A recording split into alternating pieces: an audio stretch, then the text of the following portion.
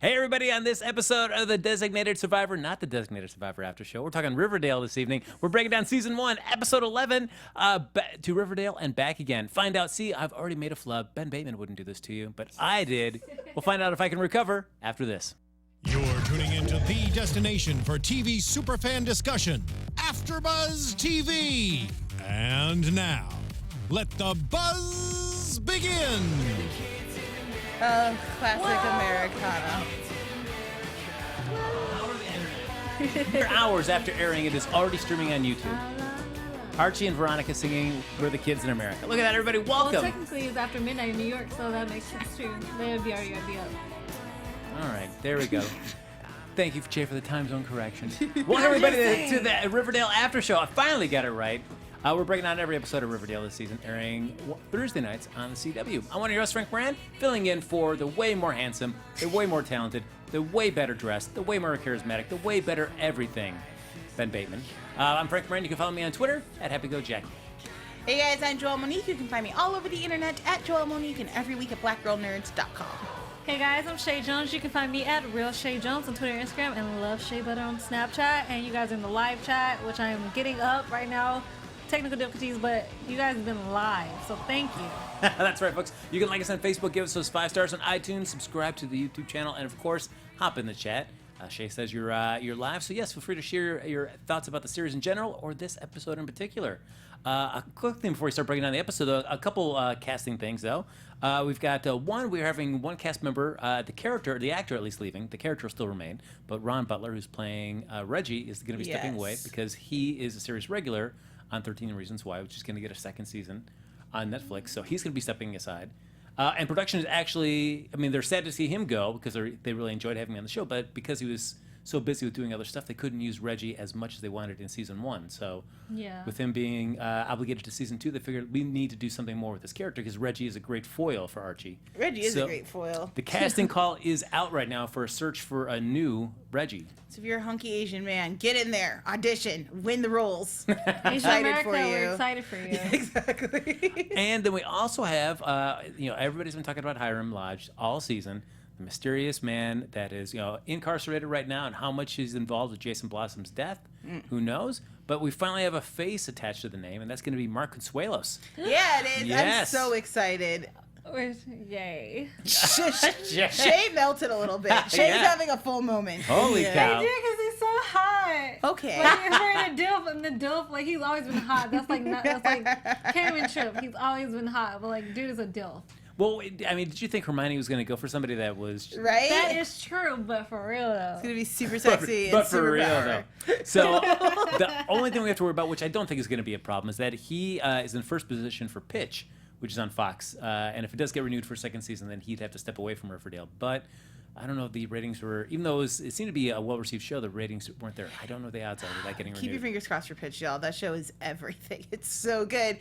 Did not open to the greatest ratings, but has a loyal fan base. I hope Fox keeps it, but we'll see. Where would you rather have Mark Consuelos, on Pitch, or would you rather him on Riverdale? Oh my God, he's so good on Pitch as this super eager baseball manager. He's like, I'm gonna get things done, but I feel like it would be a lot of fun for him to hop over here and play like evil Hyrum, and I would like Hyrum. I feel like he's done so much damage completely off screen that on screen he's got to be like a whole tornado. So I guess I'll let the TV gods decide. Let the chips fall where they may. It's all right. He'll do a good job wherever he shows up. I'll be curious because I was wondering, given the way that we're seeing some of the news this weekend, or this episode, is that thanks to Hermione's and Veronica's testimony, his sentence has been reduced. So he's going to be out much sooner than they thought.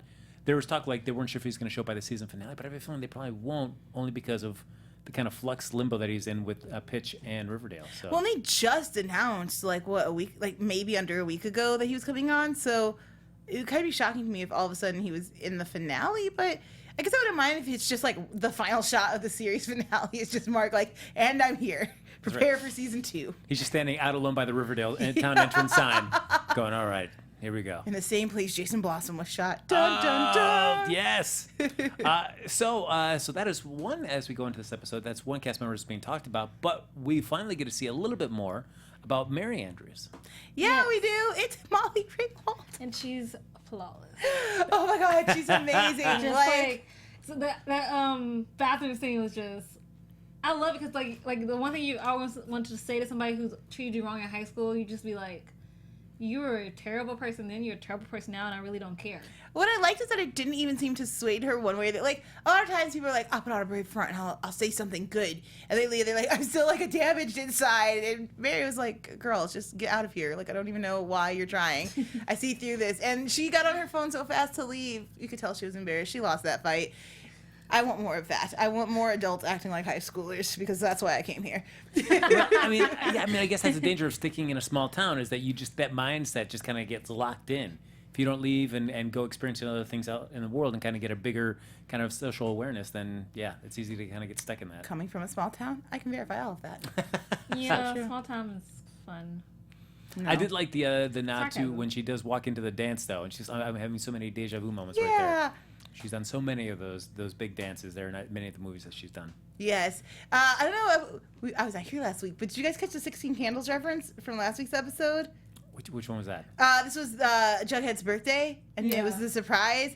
It's just her bringing the cake to Jughead. Yeah. It's the same kind of lighting and camera setups, and I was like, are y'all prepping for Molly? That's adorable. So cute. Now, having to get a chance to see Mary and Fred interact a little bit more than what we saw for last episode, is this the way you expected the relationship? Were you kind of surprised that they were so amicable? Were you expecting that there were definitely going to be some tension between the two of them? I feel like after a year separation, they both kind of come to a realization of what their relationship is. So now they're a little bit more comfortable. You know, we're not husband and wife. We're getting a divorce. It's still happening, but now we can just really focus on our son and our separate lives and just be amicable. I was shocked because the way that Archie was talking about his parents made it sound like they could hardly stand to be in a room with one another. But they were working out. They were like, pizza or Chinese? Like, bring her. Why not? It'll be a threesome for tonight. Who cares? Like, it was just very loosey-goosey compared to the Archie made it sound all very doom and gloom. I feel like because, you know, it was maybe he built it up that way. Then now that they're like, they don't have to see each other, they're not married anymore, it kind of like releases that pressure of each other. So now they're not so stressed with each other. They're not angry anymore, kind of in a way at each other. I see that. The way he built it up too. That's true. And one piece of news, information that we didn't get though before, was Mary originally had thought about bringing Archie with her to Chicago, but thought that Riverdale was going to be a much safer and better town to be raised in. Than Chicago could. No, Chicago would be the hell out of Riverdale. Like, come on, especially for a musician, or even the football player. Like, you go to Mount Carmel and get. Chicago's better. That's all I have to say about it. So at the end of the episode, she does change her tune, and she does think, given the state of Riverdale, that you should come with me, Archie. I feel like Riverdale's going to be sliding off a mountain. I don't want you going with it. I mean, of course, Riverdale's nothing without Archie. So He's not. in the long run, he's not going to go. Do you think the show would at least tease it where he might go, like at the season finale, he could leave and experience Like a couple for the summer, episodes maybe? for the summer, maybe even a couple episodes into season 2, and then comes back. I could see Summer. I could also see next episode's packing bags and then like, but Juggy needs you, and he's like, I can't go with you, but I'm my best friend, and then stays. I kind of hope they tease it. I mean, the carrot's right there. I like the idea of him. You know, what is it to say goodbye to your friends and stuff, especially in your senior year of high school? Or no, he's a sophomore in high school. Yeah. Yeah. So in the middle of your high school career, to have to say goodbye to your friends. And then like just like having Fred in the background, just like listening. That was a little heartbreaking. Poor Fred. Yeah. Because you know you're gonna want what's best for your son, and if he does decide, I feel like he is gonna be okay. This is what you want to do. I understand. Even though I'm not happy about it, I will let you go. Stay with your mom. Well, it certainly feels before Mary left that her and Archie were much closer than he and Fred. Because even Archie says, like, with you gone, Dad and I have gotten much closer. So I could see why Fred would be, now that he's closer to his son, be a little hurt if Archie decided to go off with his mom at this point. I like when the kids were teasing him about having mommy issues and sleeping with his teacher because his mother was gone. And you do get a sense that they are much closer. Like, it's not quite a struggle for them to communicate with one another as it has been. Yeah. For Fred and Archie, and I do like their. I really want Molly to stick around. Like I hope she's a season regular for next season because she's a lot of fun. Like already. During the dance, I felt bad for Hermione. She's just watching this like play-by-play, feeling like the third wheel. It's like dang, but it's not like high school for you right now, huh? Sorry, Hermione, but yeah, you're just like. You know, the girl in the back who just like waited for the guy to ask her, but didn't ask her. She's just watching everybody, observing. Yeah, it was just having her around was just like a nice balance to Alice, which sometimes can be a little over the top for me sometimes. A little. Alice was off her chain this episode. It was so funny. I've just never but what I like is that it doesn't seem as crazy as it has in the past, where you're like, where is this coming from? And it's just so much like here, now that we are more familiar with her character, seeing her like go full journalist on FP was a lot of fun. Just let me follow that up with a better question. Were you surprised? I was like, dang girl, get it. I liked it a lot. I like her grilling them. I like that she's starting to push Polly in such a way that Polly feels she can strike back. Don't mess with me, Mom. I will push you back. I was like, I'm ready for the fist fight. Like, I'm ready for those two just to come to blows because I feel like it's gonna happen. I just need one good bitch slap, like soap opera style. You know, like from way back, like all the way wound up, just ugh. I found it funny when Hal joined the dinner. And, like, I was like, damn, like, you your mama's daughter right now. You playing that game. Yes. And you, like, if you're going to do this, I'm going to throw my own little wrench into the works. I was wondering why she wasn't flustered or trying to circumvent her mom's question. She was just like, no, I've got the trump card. Don't even worry about it. I'm just stay right here. I'm just waiting on it. And there's Dad. Got it. Nailed it. Oh, the drama. The feeling, the frustration about Alice is that it was fun to see her being the investigative journalist, and way better than seeing her in the high school. I don't need to see her in the high school classroom. I forget about that. But that she has no sense of the occasion, where it's like you've got two teenagers right there, one of them being the son of the person that you're trying to get information out of.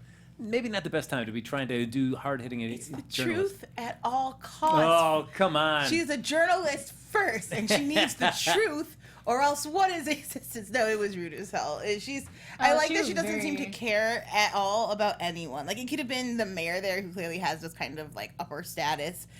Speaking of the mayor, why did they bring in the mayor to just introduce students? Like, and now here are two kids from your high school. It's a small town. I don't, like, in this world. I came from a small town. My mayor was never at a dance in, like, that introducing is true. kids. Never at mine either. Oh, guys. No, that small town may be smaller than mine, because, nope. Well, they We say don't see like the mayor. there's something between 17 and 20,000 people in Riverdale. I think if I remember, we passed the population sign. I hear Riverdale 22,000. I don't think 2,000 people makes that much of a difference. No, there's no mayor introducing students. Asking a student to introduce you to introduce the students. I have a lot of questions about why the mayor was even in this episode. Well, no, she wanted to ask Betty to be an intern, even though like Betty was like on a whole different mission. You think that storyline's gonna pick up again? I really was just trying to figure out what the mayor was doing here. They needed her. But she was a filler character. Okay, she filled in this moment. We need an additional 30 seconds. Go.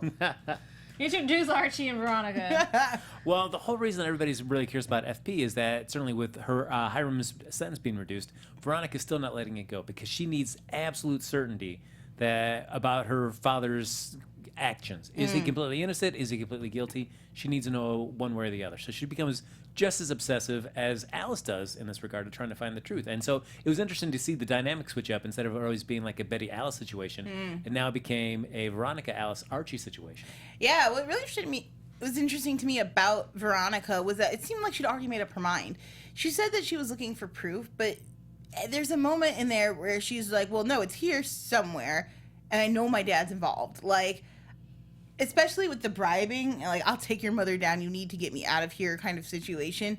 It definitely feels like Hyrum is somewhat involved, and I hope Veronica continues to follow her instincts so we can get some real answers with that. Yeah, he certainly seems like, well, at least for Veronica, she believes her father is guilty, but she just needs that actual smoking gun to be able to solidly prove it. Wash my hands of you. Yeah. No, because like seriously, like after you basically threatened and blackmailed me to protect my mom, oh yeah, you're suspect. There's no doubt in my mind at that point. If I was Veronica, I'd be like, I need to know, like, there, and I won't stop. Well, and then she also, from a couple episodes ago, she was talking about how he would always give her gifts, and then she was trying to give all those gifts away because she felt guilty about them because they were probably from stolen money and people were hurt by it. And then to send her pearls right in this moment of trying to connect with these new people and trying to do the right thing and having saved you in order to save her mother. It's just such a slap in the face. Hyrum needs to get here now. Like, I am ready for Hyrum to show up and just destroy everyone's lives. And I really feel like the Blossoms need... Like, they're kind of in a self-destructive phase right now, but I also want them to have like a really good arch enemy. And I don't feel like anyone can fill the shoes for the Blossoms yet. Like, except for Hyrum.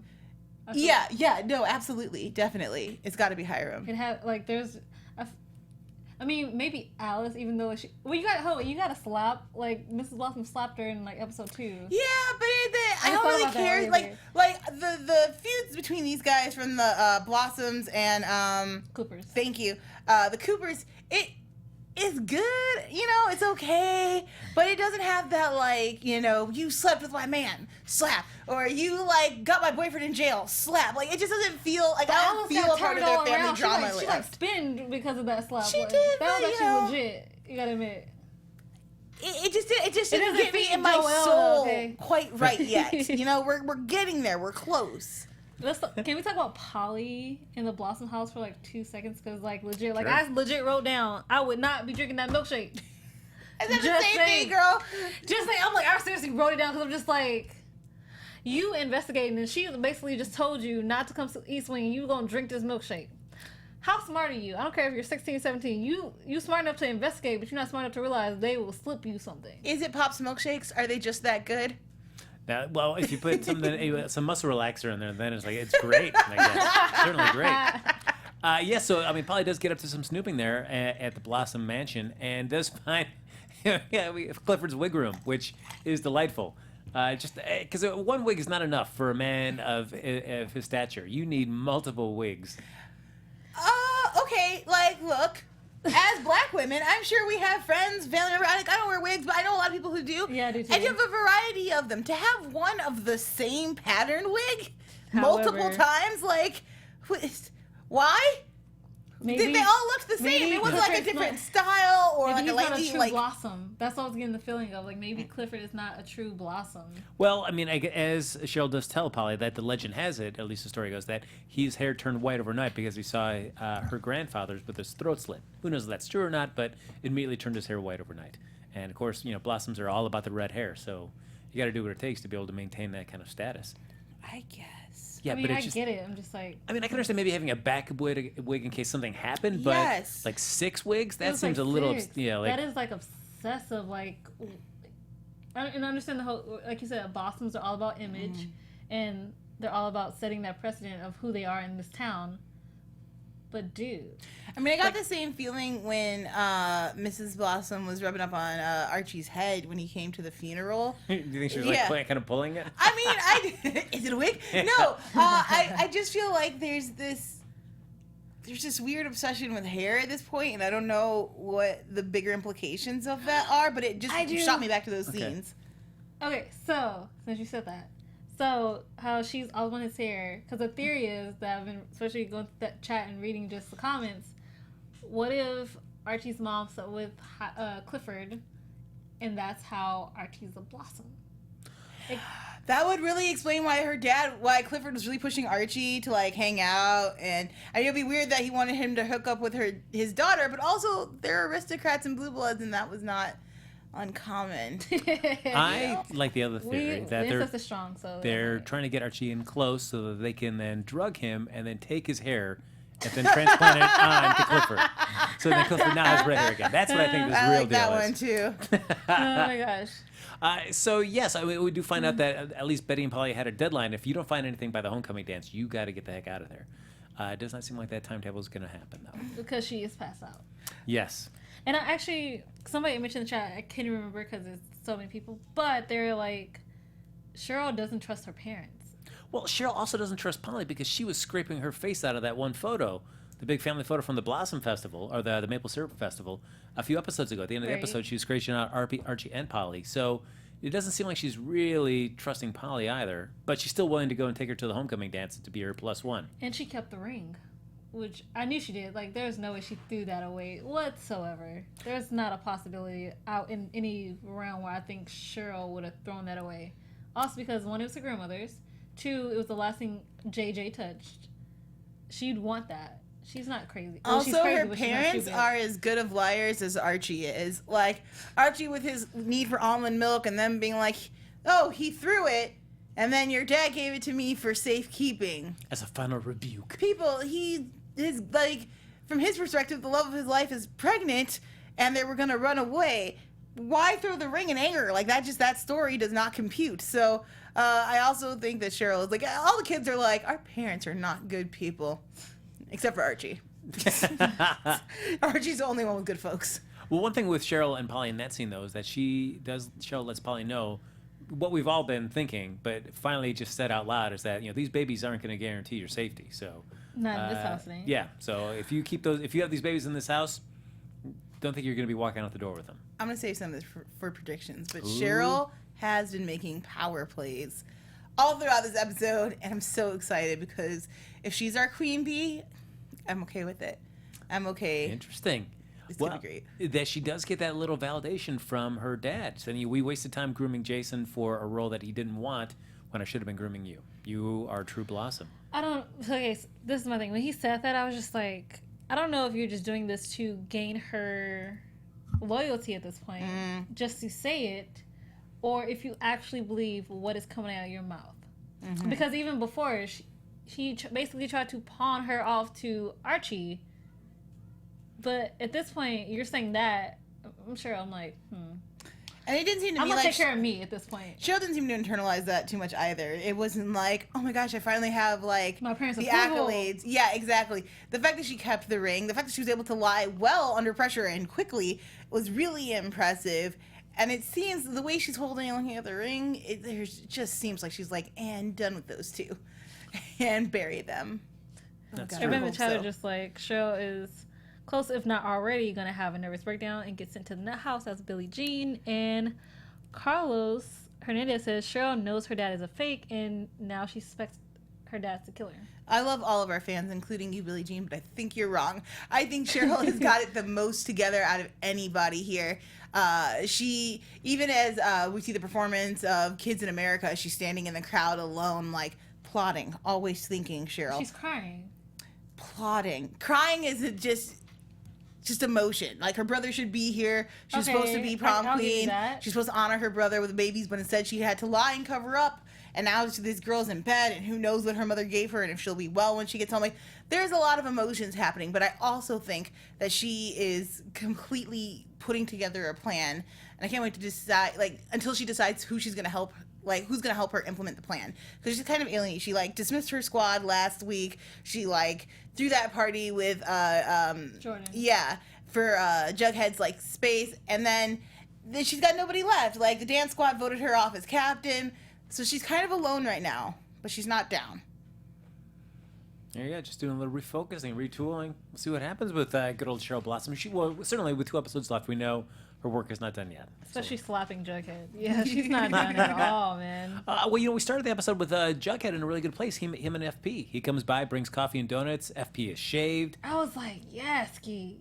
Oh, look at that. Okay, well, We were like, if Sam was here, she would be backing me up. Yes, I know Jill, she would. Get You guys it. would be really into it. Sexy. Get it. I was just excited for Jughead. Like, I think this is something that he's wanted for a long time, and he's wanting to go home since we found out he lived in the movie theater. He just gives the shit. It's a normal morning. And again, at the birthday episode, he talks about how they always would fake for one day that they were happy and were normal. And today he's not faking it. He's just having a normal morning with his dad, and I thought it was a really heartwarming scene. It's been interesting. Like FP has been like I think one of the characters that we've seen.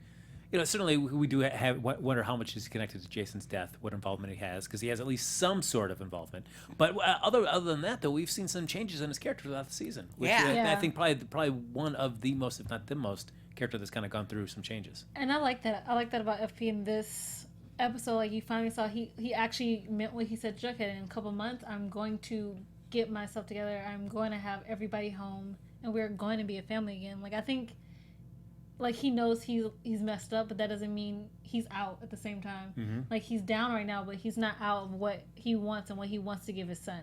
Yeah, the evolution of his character has been really fascinating to watch, because when he first showed up, I was like, you are trouble and mean. You need to stay away from Jughead. But now I'm like, oh, I see you trying to redeem yourself. I see you standing up for your kid. You give good advice. Even if you are fishing your son for, like, trying to figure out, like, how close are you to solving this murder, which makes you seem a little fishy. I truly believe he was sincere when he said, I'm a lot of things, but I'm not a murderer. He might know who did murder him. That is true, especially because the fact that he had Jason's jacket. Like, he knows what's going on, and he's, like, hedging his bets.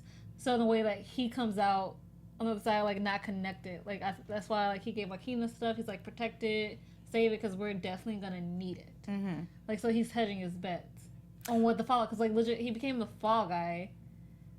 Because, like, no, when they were going to the closet, I was like, wait, was that there before? Like, even before they said, I was like, I didn't think that was there before. Where did they find that? They found it, yeah. So, I mean, when they found that in the box locket thing, it's like, well, Archie and Veronica had been through that twice by their own account. So they would have, if they would have seen that box, they definitely would have opened it up.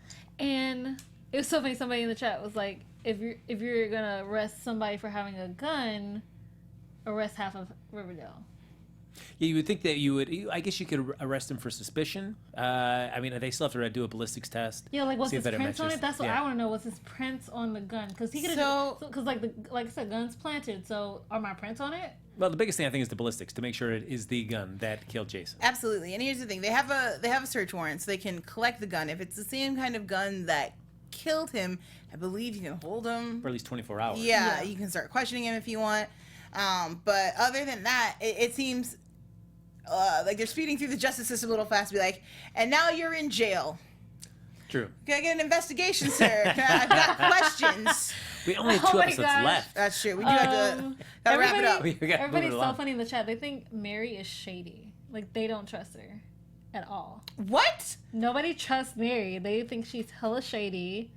You know, sometimes the chat catches on to these things so much faster than I do, where they're like, no, don't you get, like, this person should not be trusted. And I'm like, they're so sweet. What are you talking about? And I definitely do not suspect Mary of anything. She seems super nice. She's going to be leaving soon. She hasn't been here the whole time. Where is Mary evil? I have questions. Would you think that Mary had come back and seen something kill Jason Blossom, then hightailed it back to Chicago? And now it's come back? Well, some theories are that she's actually a relative to the Blossoms in some way. So that means Archie. She does have that red hair. She like the red hair is important. Like we keep saying this. The red and blue is very important in the show, and they just keep throwing it at us. And like Jiminy Pink says the red hair and that red lipstick is a dead giveaway. These are same traits as Cheryl. Oh my gosh, that is guys. True. And Alice had the purple going on, and like so it was just like, oh, the colors. There was a lot of mirroring and makeup. You do buy a lot by casting Molly Ringwald, because the audience will make a lot of assumptions. Oh, she's just like the good girl that she played in all her movies. So you buy into that to do a twist like that at the end where you find out that she's really dark and shady. And that would be a thing that would probably get Molly Ringwald to sign on. But I'd play a dark character? Hell yeah. Yeah, a good twist on the audience's expectations. That would be a nice thing. I'll be so heartbroken. I like Mary. Ever done a heartbrokenness?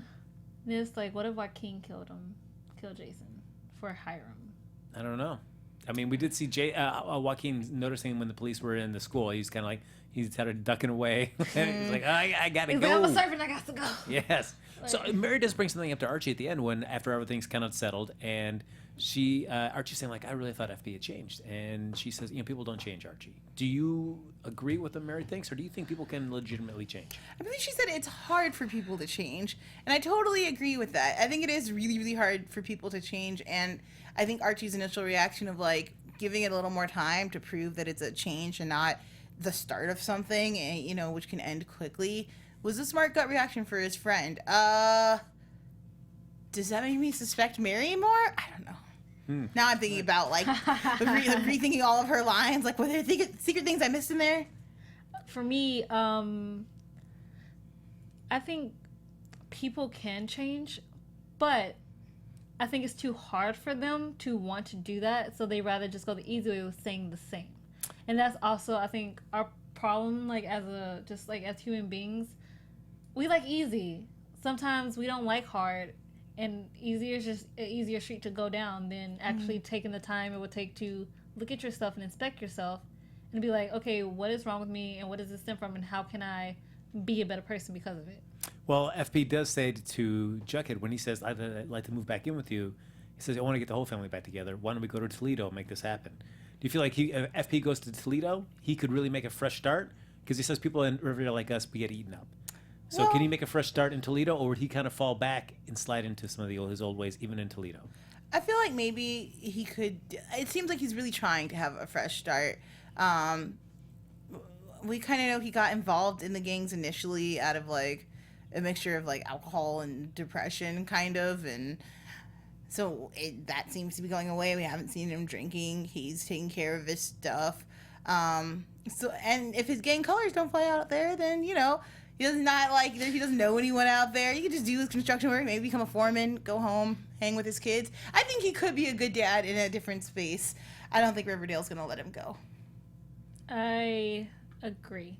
I really think he is trying. But the fact that they are in Riverdale and people in small towns don't let the past rest sometimes, that it makes it harder, especially when you want to change and you want to be better, but nobody's going to ever let you forget what you did.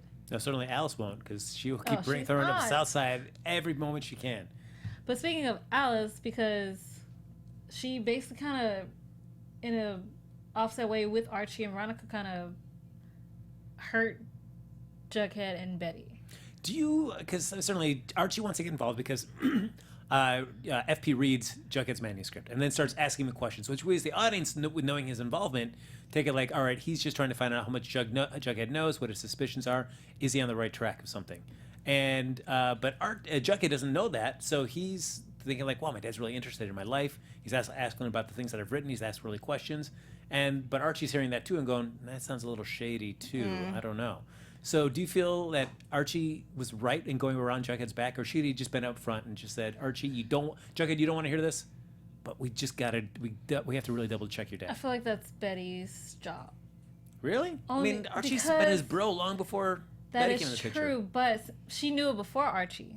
So even, because like at the end, it was just him actually heartbroken by Betty's like, what he feels is betrayal, even though she tried everything she possibly could to protect him and let him like have the moment he wanted, let like their two families come together, have a normal night, even though it was not going to happen ever since that whole pie making. It was not happening, but she tried. And I actually felt bad for Betty because she actually tried so hard to protect Jughead because she believes him. Like, she was like, I don't care what's happening right now. I believe in my man. I love him.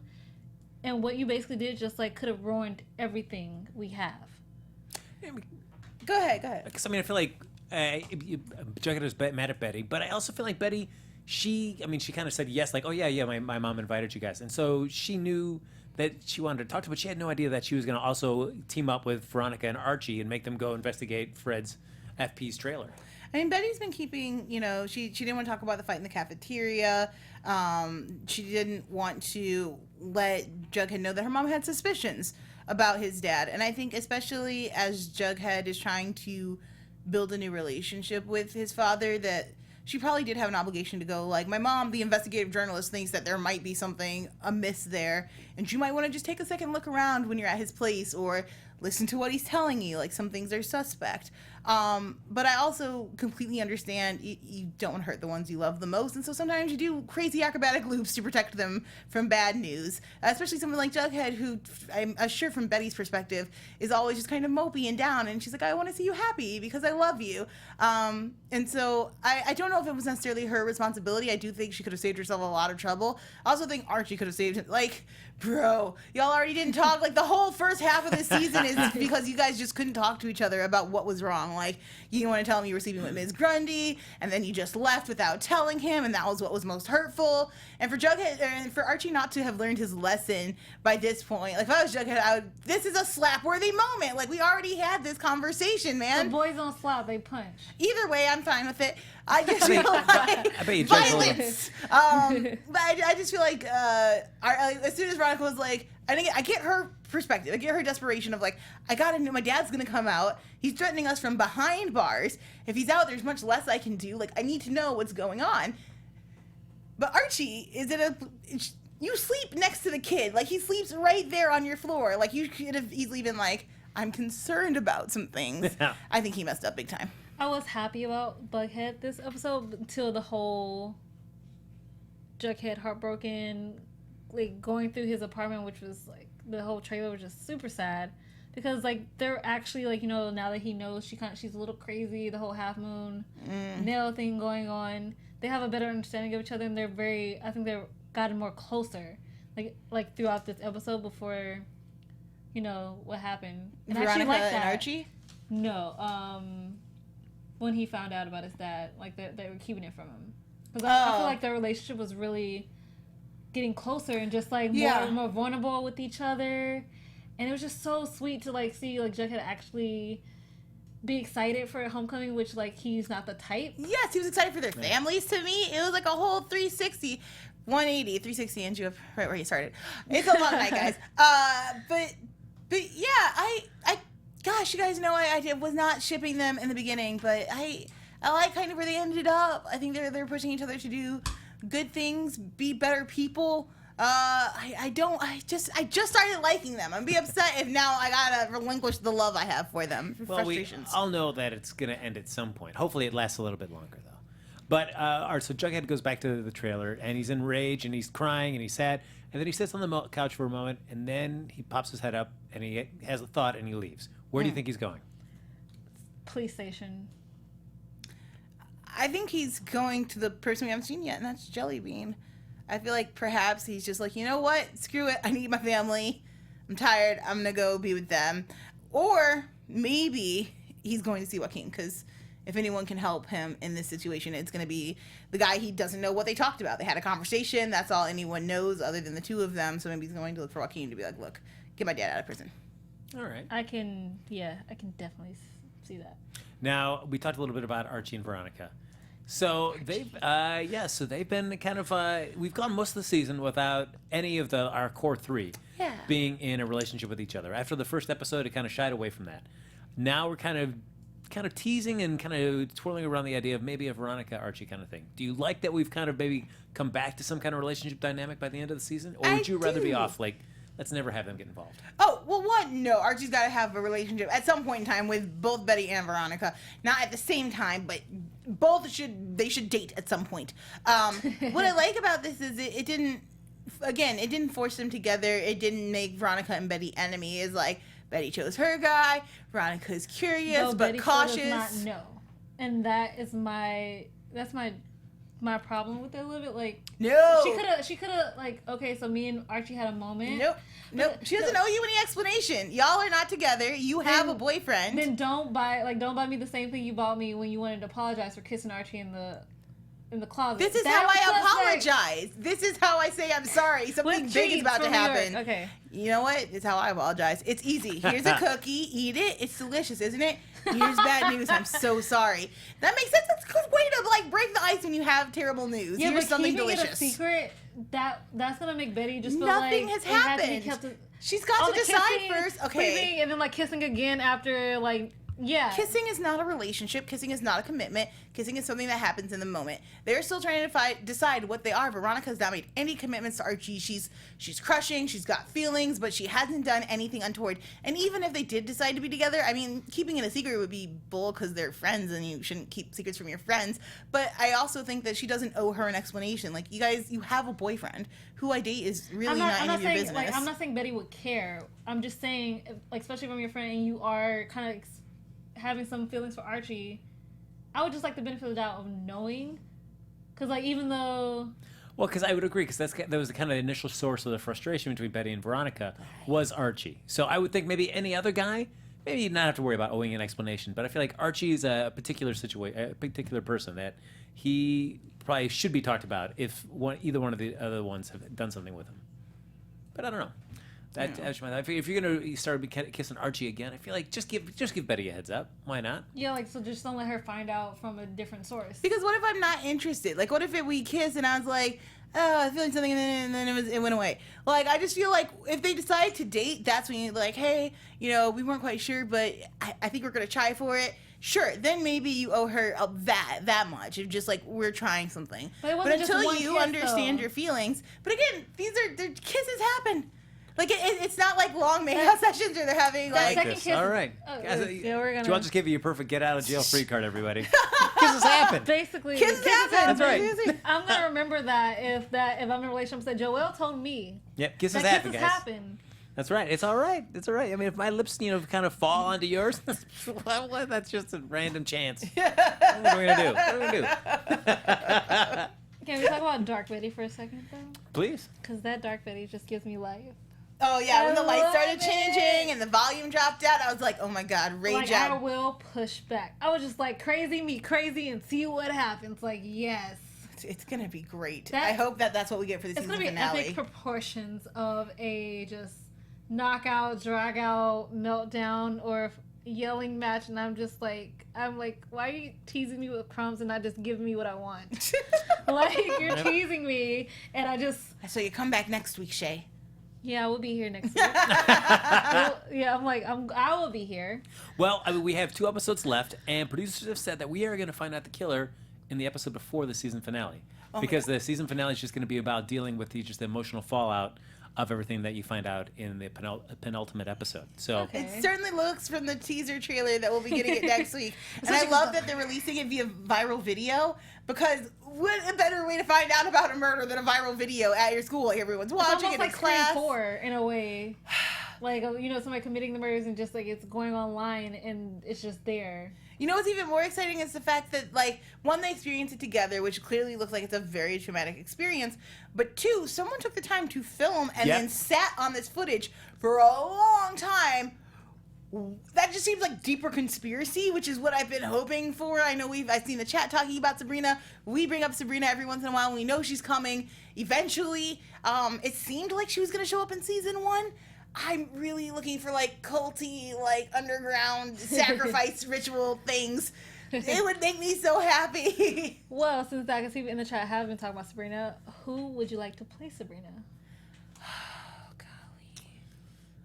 I don't know. I feel like I don't know if I could come up with an actor right now, because I feel like Riverdale's done a great job of finding very unknown yeah. actors to come in and do this. So I imagine it's going to be the same case. It's going to be somebody we don't even really know, that's been on a few things, but nothing that's really been major. And I hope it's they're gonna more be the amazing. Sabrina from the, like, early comics as opposed to the Sabrina the Teenagers we know on TV.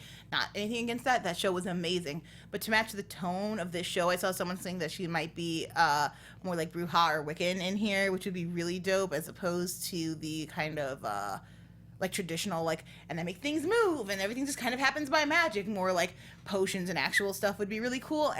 Also, I want like the blonde white bob, the classic look of Do you want the Sabrina. talking cat? Some people are like, Yes. Yes, Especially if they Salem. could just get the original voice actor of Salem from Sabrina the Teenage Witch, because that's the only cat that Sabrina should ever have. Do you want Melissa Joan Hart playing one of her aunts? Yes. Obviously, we want that. Yes. Absolutely. like, there's no question. Like, Her little sister did Sabrina's voice in the animated series that came out shortly after the show. If the 2 of them were her aunts, I would be done. That would be amazing. some people are like Dove Cameron or Olivia Holt, maybe, and I can definitely see it. Definitely. Especially because, like, actually, Dove Cameron plays a witch in Descendants, so it'd be perfect fit. I like All it. right, not a bad call. So now with that going in, why don't we? We'll go into some predictions and talk about a few things as well. Yeah. Okay.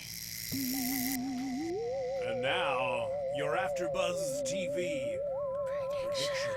All right. So as we're going to be finding out the killer by at least some point in next episode tomorrow. next week. Tomorrow. You know what I mean? Yeah, that's I right. hope tomorrow. I really Tomorrow want we're gonna find it out? All right. Tomorrow's next Thursday, guys. It's just I'm making it happen. I'm putting it to the universe.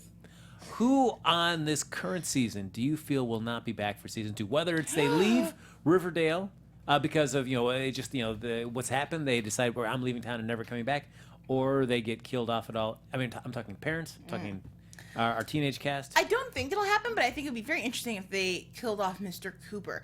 He has like a lot of rage, and I feel like he knows way more than he's letting on, and then that puts the Blossoms in this weird position of like, not only is your son dead under very suspect circumstances, but now your most hated rival is also dead. It creates a really nice divide between Betty and Cheryl, who already have a bunch of drama, and then of course the baby from both of these families is on the way. So I think his death would cause a lot of craziness, and it could be kind of fun.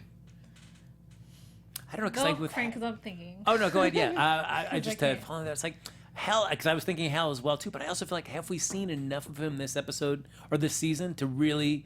I feel like if you killed off Alice, like holy cow, we've seen a lot of her this season. We've become really kind of invested in her, and you may like her, you may not, but we've seen her a lot. Right. So that I feel like we'd have a much bigger impact with her death. I worry like with Hal, we haven't seen enough of him. I don't know. What do you think? That really have that? I feel his like death have Alice an would impact? definitely be more emotionally impactful, but I feel like Hal would be long-term more, like, it would be better drama, especially considering how Alice, like, I feel like you can't hate someone that much unless you love them. You know what I mean? And so to see her struggle with, like, we had a lot of fights and we were really not good together, but there was love at one point and trying to figure that out too would be interesting. I also feel like because we haven't seen Hal so much, he's kind of expendable in that way. So I don't know, maybe. But who's gonna about Josie? Yeah. No, I'm not kidding. Only because of the fact that like people in the chat, I'm actually the same way. Like she's a main cast member, but we haven't seen her. We as could much see her as leave we the show. should. So I feel like maybe she decides to go travel with her dad, or even just go on tour with the girls or something. Yeah, but although they're still sophomores too as well. So Jiminy Pink has the suggestion and thinks Polly dies in childbirth, and the fight of who gets the babies will be the big thing for next season. Which that's a good prediction. That's a great prediction. That would definitely be interesting. But the chat also agrees, kill Hal. Oh, come on. They're legit like a song for Hal. Bye, bye, bye. Guys, who's going to run the register? I mean, I feel like that's an important newspaper, Alice, everybody. She could take over. Well, all right. I mean, like she's already thrown a brick through the window. Like, he might have fired her, but, like, technically they're still married, so if he dies, she gets it. Yeah. That's true. All right. Then Alice is back doing it, working on a real paper instead of back at the school. All right, kill Hal. I'm in. You sold me on that. Just so Alice would actually be having a real job. Because I feel like there are, like, when they're at the dinner and FB starts talking about the fight that he heard between Hal and Alice back in high school, their old high school homecoming dance. Yeah. And Alice shuts that down. I feel like those are like little nuggets that I feel like we're going to see in future seasons. That we're going to learn those secrets of what happened to these parents. Okay, so my theory for that is still because, something happened in high school between them, and like FP almost gave it away, which is like, I was just like, dude, open your mouth again. Like, I want to know. I'm thinking, so maybe she got pregnant in high school. But some, like, let's say it was like a safe situation, so she was able to, keep it away from everybody, and nobody knew she was pregnant, and they had the baby, and that baby, or maybe she cheated on Hal with FP. Well, she says Joaquin is theirs, and I'm still going to call it because I want Joaquin to be like You want Joaquin to be like a Cooper. All right. I want him to be in there because just especially the way he slinked away. Like, I mean, obviously, I also feel like the way he slinked away was very self-preservation because he is a serpent and he might be at a school dance, but like, your daddy's a cop and he can still come for me. Well, I'm with Jiminy in the chat a few episodes ago when Alice discovers that Hal tried to make not Polly, the pregnant one. That's so many names in a sentence, guys. Polly's sister give up the baby or have an abortion. You mean Daddy's sister is Polly, so you're right. Yes, thank you. Polly was supposed to have an abortion. Hal was going to pay for it. Alice freaked when she found that out. And she said something along the lines of, like, you almost put her what you put me through. So maybe she was pregnant that night and it's either abortion or she gave up the baby or they were going to abort Polly and she doesn't want, like, Betty to know. I definitely think it's prom baby related. Okay.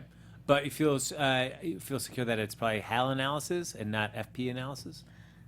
Oh man, she's also Southside Serpent. Like that's where she grew up. It could possibly happen. Like he caught Alice at her weak moment of trying not to be like so perfect, and some things happen, kisses happen, sex happens. It does. Yeah. All right. I feel like we're gonna see Mr. and Mrs. Blossom. They're gonna be back wigs and all next season because I feel like with Hyrum on the canvas, they really need somebody to go head to head with them. So I feel like they're safe. I feel like Cheryl's gonna be safe. Yeah. I feel like Polly's expendable, Hal's expendable. I mean, Mary. I mean, we only know that. I mean, Molly Ringwald is not contracted for second season, so I mean, she's somebody that could easily be involved in it, and you could either kill her off or she just leaves town. But either way, I feel like she's. I mean, I feel like that's easy to say because we know she's a short-term character. Yes. We also didn't talk about my favorite ship, and I'll keep it short. But Joaquin and Kevin, oh my God. We talked about it, we didn't hit it, but it's so cute. So cute. I mean, Joaquin is spying, but also it's like the lightest of spying. It's like, she said something about her dad might be involved. Like, super cash, like, you know, anyone could have heard it. We were all there in the room. It's cool. No one said keep it a secret. It's not really a betrayal. I just want them to last forever.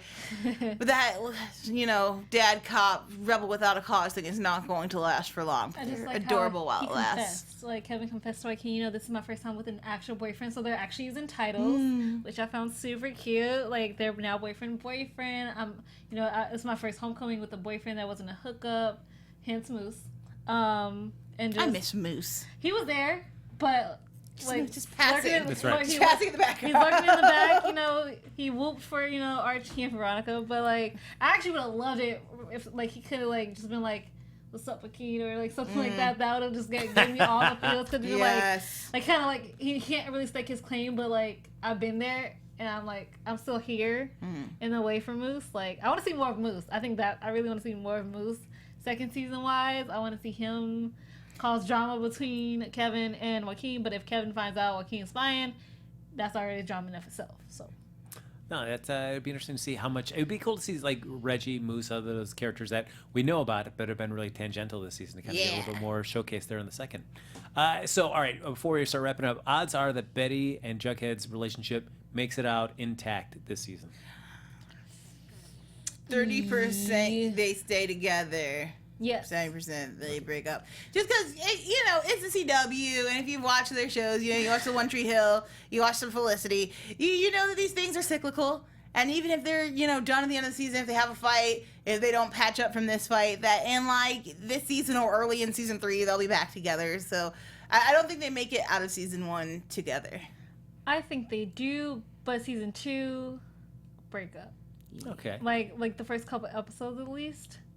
But do they become, like you were saying, Joelle, like kind of cyclical? Do you feel like would only be Betty and Jughead?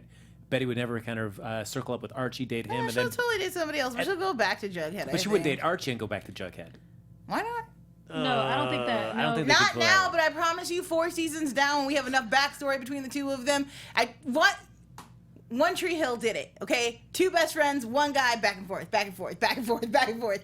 It could happen. It could happen. So ultimately, it was Peyton, which is like first. So like ultimately, it's going to be Archie and Betty. And then I agree with that structure. That tends to be the structure. The first 2 people to fall in love usually end the show together. But in between, all the drama. Well, I guess, but only Betty was pining for Archie. Archie never really pined for Betty. Yeah, or at least he said he was not good enough, and so that's probably the thing that brings them together. Middle of season 2 or beginning of season 3 is Archie's like, I've grown so much since that time, and I've like, become like a very deep, thoughtful person. And she's a girl in story. She's like, I think deep down I knew she was always for me. Sorry, Veronica, and like that'll be the thing. And I wrote it to you, and I'm going to tell you in song, which I did like them saying that your songs make us want to slit our wrists, but in a good way. In a nice way, you yeah, know? that's absolutely. I know, and it was just like that moment was just like in the fact that she couldn't say it, and the fact that Jughead just like is like the honest bro moment, just like dude, it makes you want to slit your wrist, but in a good way, in a great way. Yeah. It's just like Kevin's line of y'all need trackers. Oh my gosh, yes, the best line of the night. You all need devices. tracker devices, which is kind of true because everybody's looking for each other. Like nobody know where nobody is. At this point, maybe you need to get a little couple tracking devices like stashed, like little places, you know, where nobody would know where they are, but like they'd be on you. And if something happens to you, we could find you. Like That's right. because you know, like in certain situations, like you know, somebody leads you out to your death, like in the woods, can't nobody find you. Somebody will find you. You just happen to be dead. And how much do you want them to come back and do like episodes over the summer, like Beverly Hills 90210 did, where they worked at the beach club for like some summer episodes? That's something should be done like junior year into senior summer, like that. I would be so down for that if it was It's just like some random, like we'll find a beach in Riverdale. We're just gonna be hanging well, not out. like a doing beach. this. Like maybe they all decide to go to New York or ish. Go to Chicago. Or go to Chicago. I actually subscribe to that. Like, Work go on to Lake Michigan Chicago right there. and just like do like a lake camp counselor type deal. There are no camps on Lake Michigan. It would be gross. Don't do that. Just like, but like we're gonna camp. Like I think that'd be like an interesting twist to Riverdale. All right. Well, ladies and gentlemen, that we'll have to put a pin in that and talk about it next week. We've only got 2 episodes left. Next week, tune in because the killer's going to be revealed. And as always, folks, like us on Facebook. Give us those 5 stars on iTunes. Subscribe to the YouTube channel. Thanks, everybody, for hopping in the chat and sharing your theories. We loved hearing them all. Please feel free to keep sharing them in the comments down below. But if you want to continue the conversation with us even after the show's over, Chae, where can they find you? You can find me at Real Chae Jones on Twitter and Instagram, and Love Shea Butter on Snapchat. Hey guys, I've been Joelle Monique. You can find me all over the internet at Joelle Monique and every week at blackgirlnerds.com. Go over there now. Check out my review of Guardians of the Galaxy Volume 2. Check me out every Wednesday on Schmoes Knows. And hear 1,000 shows. Just Thursdays, we've got Genius, The Handmaid's Tale, The Knife Hour, and Riverdale. So join me. Okay, you can follow me on Twitter and Instagram at HappyGoJackie, but a smarter move is to follow the really handsome Ben Bateman at Ben Bateman Media. So do that for all your social Sam media. D43 because Yes. they could not be here, and we're filling in, but they will be back. And next week we have a special guest. We have Reggie himself joining us in the studio. There we go. So All right. if you want to talk to Reggie, you need to tune in next week. All right, ladies and gentlemen, that'll do it for us right now on the Riverdale After Show. We'll see you back here next Thursday night, right here on AfterBuzz TV. From executive producers Maria Menounos, Kevin Undergaro, Phil Svitek, and the entire AfterBuzz TV staff, we would like to thank you for listening to the AfterBuzz TV network. To watch or listen to other after shows and post comments or questions, be sure to visit AfterBuzzTV.com. I'm Sir Richard Wentworth, and this has been a presentation of AfterBuzz TV. Buzz you later. The views expressed herein are those of the hosts only and do not necessarily reflect the views of AfterBuzz TV or its owners or principals.